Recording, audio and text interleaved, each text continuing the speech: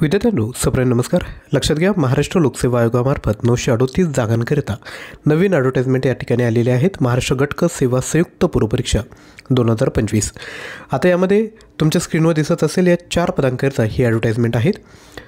तर याचा जो सिलेबस आहे, त्यानंतर शैक्षणिक अर्थ आहे, जो तुमचा अभ्यास कसा करायचा, ही सर्व डाऊट या ठिकाणी आपण कव्हर करणार आहोत. व्हिडिओ सुरुवातीपासून शेवटपर्यंत काळजीपूर्वक बघायचं आहे. तर लक्षात घ्या, ही जी महाराष्ट्र गटक सेवा संयुक्त पूर्वपरीक्षा आहे ती तुमची 4 जानेवारी 2026ला महाराष्ट्रातील एकूण 37 जिल्हा केंद्रांवर होईल. या ठिकाणी सर्वात पहिलं जे पद आहे ते आहे उद्योग निरीक्षक. विभाग आहे उद्योग ऊर्जा व कामगार विभाग.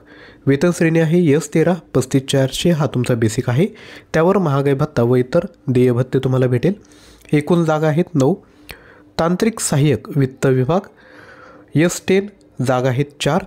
त्यानंतर कर सहाय्यक वित्त विभाग 25,500 तुमचा बेसिक आहे. एकूण जागा आहेत 73. त्यानंतर लिपिक टंकलेखक मंत्रालयीन प्रशासकीय विभाग तसेच राज्य शासनाची महाराष्ट्रातील विविध कार्यालय 19,900 हा तुमचा बेसिक आहेत.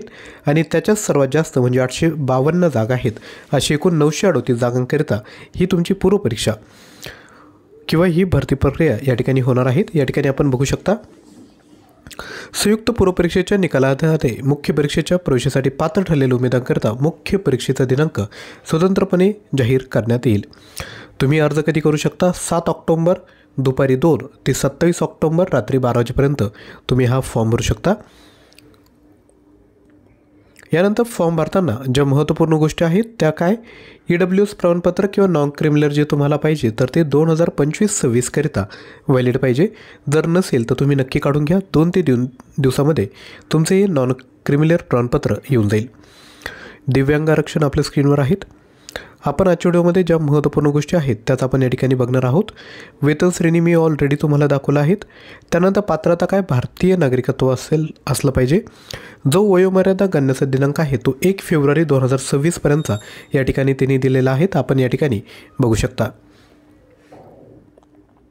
त्यानंतर सर्वात महत्त्वाचं शैक्षणिक अर्हता. उद्योग निरीक्षक हा संवर्ग जर वगळला तर सर्वांसाठी मान्यताप्राप्त विद्यापीठाची पदवी किंवा महाराष्ट्र शासनाने पदवी समतुल्य म्हणून मान्यता दिलेली कोणतीही पदवी या ठिकाणी चालेल. म्हणजे तुम्ही ग्रॅज्युएट पाहिजे फक्त.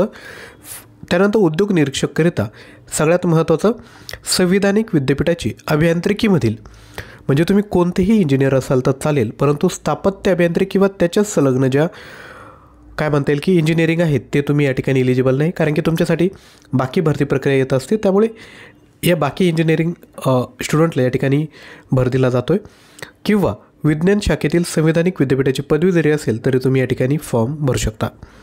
त्यानंतर पदविका किंवा पदवीच्या शेवटच्या वर्षाच्या परीक्षेस बसलेले उमेदवार पूर्वपरीक्षेसाठी बसू शकता, परंतु मुख्य परीक्षेकरता अर्हताप्राप्त ठरल्यास प्रवेशासाठी विविध पद्धतीने आवश्यक अर्ज सादर करण्याच्या अंतिम दिनांकापर्यंत पदविका किंवा पदवी परीक्षा उत्तीर्ण होणे अनिवार्य आहे. म्हणजे तुमच्याकडे पदविका असेल किंवा पदवी असेल तरी तुम्ही या ठिकाणी हा फॉर्म भरू शकता. आणि मराठी भाषेचं ज्ञान या ठिकाणी असणं गरजेचं आहे. त्यानंतर टंकलेखनाची अर्हता आपल्या स्क्रीनवर डिटेल आहेत. आपण व्हिडिओ पॉज करून या गोष्टी वाचू शकता. यानंतर अर्हता पात्रता गणण्याचा दिनांक या ठिकाणी दिलेला आहे.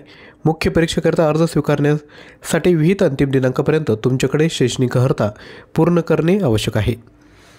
त्यानंतर निवड प्रक्रिया कशी आहे, तर जाहिरातीत नमूद अर्हता पात्रतेविषयक किमान अटी किमान असून किमान अर्हता धारण केले म्हणून उमेदवार शिफारसीसाठी पात्र असणार नाही. तुमचे डॉक्युमेंट व्हेरिफिकेशन त्या ठिकाणी केले जातील.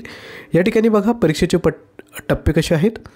तर तुमची संयुक्त आणि मुख्य परीक्षा जी आहेत, सुरुवातीला पूर्व परीक्षेसाठी एकूण 100 गुण आहेत आणि जी मुख्य परीक्षा आहे तिला एकूण किती आहेत तर 400 गुण या ठिकाणी आहेत. कर सहाय्यक लिपिक टंकलेखक संवर्गातील पदभरतीसाठी विविध टंकलेखन कौशल्य चाचणी देखील अनिवार्य या ठिकाणी देण्यात आलेले आहेत. तुमचा जो सिलेबस आहे, अभ्यासक्रम आहे, तो तुमच्या साईटवर म्हणजे MPSCच्या साईटवर तुम्ही जर सिलेबसमध्ये जर गेले तर तुम्हाला हा सिलेबस या ठिकाणी बघायला भेटून जाईल.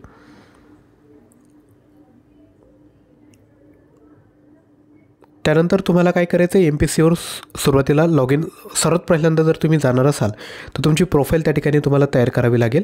तुमचे जे डॉक्युमेंट आहे सर्वात पहिल्यांदा तुमच्या बेसिक डिटेल, त्यानंतर तुमचं ॲड्रेस, त्यानंतर तुमचा एक्सपिरियन्स त्या ठिकाणी टाकावा लागतो। त्यानंतर अशा पद्धतीने तुम्ही प्रोफाईल तयार केली, त्यानंतर तुम्ही ऑनलाईन ॲप्लिकेशनवर जायचं आहे अप्लायवर। त्यानंतर तुम्ही ज्यासाठी तुम्ही एलिजिबल असाल त्यासाठी तुम्ही फॉर्म भरू शकता। आता परीक्षेचा संयुक्त पूर्वपरीक्षेसाठी 394 फी आहे, अमागाससाठी 544 आहे, जनरलसाठी। त्यानंतर मागासवर्गीयांसाठी 294 आणि 344 या ठिकाणी फी आहे। माजी सैनिकांसाठी 44 रुपये मात्र या ठिकाणी फी आहे।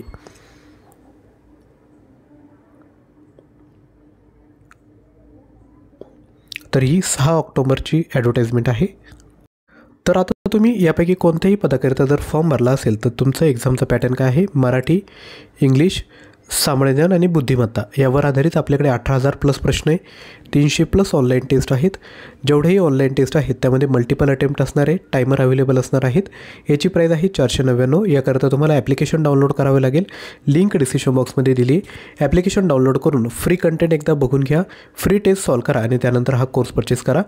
यामध्ये सामान्य ज्ञानचे 4,700 प्रश्न आहे, चालू घडामोडी तुम्हाला भेटून जातील, सर्व प्रश्नपत्रिका आहेत, फुल लेंथ टेस्ट आहेत, TCS IBPS परीक्षेत विचारलेले प्रश्न, संगणक प्रश्न, मराठी व्याकरण, नोट्स, इंग्लिश ग्रामर, ॲप्टिट्यूड आणि जिल्हा विशेष हे सर्व तुम्हाला या ठिकाणी बघायला भेटेल।